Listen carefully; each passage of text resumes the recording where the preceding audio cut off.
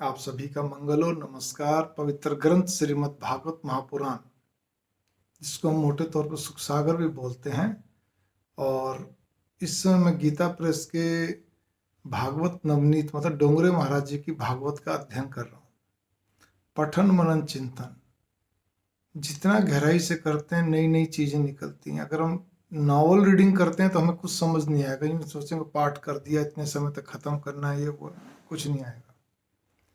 खुद का पठन मनन चिंतन ही काम आता है, खुद का करा हुआ जप ही काम आता है, खुद की भक्ति ही काम आती है।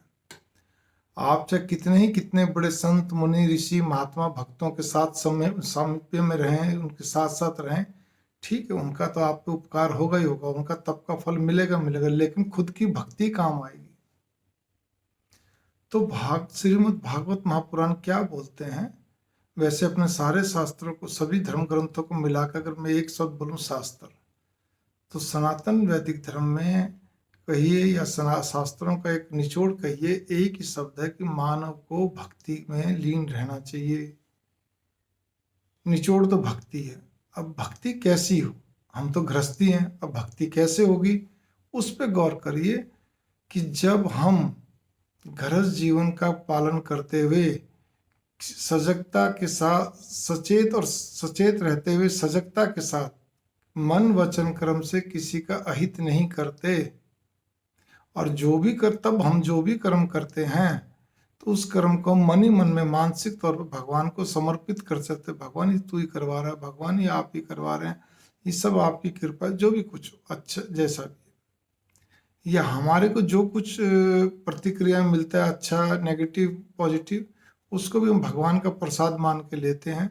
तो उसे आप सत्कर्म मानिए, उसे आप भक्ति मानिए, और साथ साथ में हम उसका जाप भूलते नहीं, लगातार जीभ से जाप करते चलते हैं। मैंने पहले ही वीडियो में बताया, फिर वो जाप आपके अंदर बस जाता है जब हम लगातार करते। लगातार कर, जब हम किसी बात नहीं करें, लिख नहीं रहे, पढ़ नहीं रहे, बोले तो अपना करते चले, हम चाहे मासिक धर्म में हो चाहे नहीं, करते चले, मानसिक जाप करने में कोई बाधा नहीं है। एक दिन ऐसा है आपके अंदर बस जाएगा, ठीक है ना। पहचान भी बता रखी कई बार कि रात को नींद खुले चलता मिलेगा, टॉयलेट बैठे तब भी नहीं रुकेगा।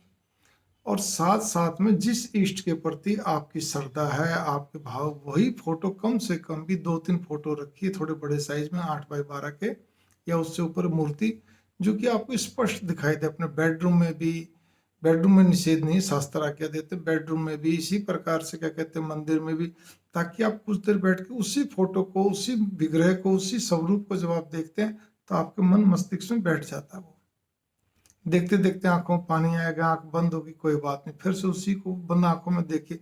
ये बारंबार प्रक्रिया जो है, ये आपको अंदर उस स्वरूप को बैठा देगी।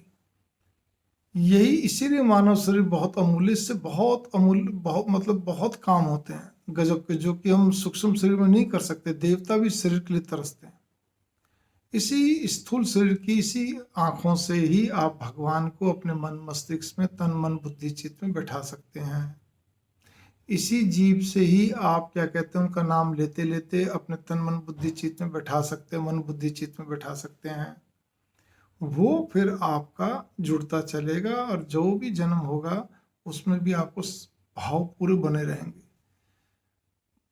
राजा भरत जी को, क्या कहते हैं, हिरण का जन्म लेने के बाद भी, वो तो कथा आती, मैं उसको नहीं कह रहा, हिरण का जन्म लेने के बाद भी उनको, क्या कहते हैं, वो पूर्व जन्म का सारा स्मरण था, उनको भगवत जाप ही उनका चलता रहता था। उसके बाद जब आखिरी जन्म हुआ जड़ भरत का, तब भी, क्या कहते हैं, उनके साथ यही था कि उनको सब चीजें ध्यान थी और बड़ा ध्यान देते थे। तो इसीलिए हम बस इसी को भक्ति बोलते हैं, इसी को एक सजग गृहस्थी बोलते हैं। इसके अलावा और कुछ भी नहीं। रही बात दूसरी, इसके अंदर और जोड़िए आप, जो भागवत महापुराण बोलता है, इसको मैं अगली वीडियो में लेता हूँ, छोटी छोटी बना लेता हूँ। मंगल कामना।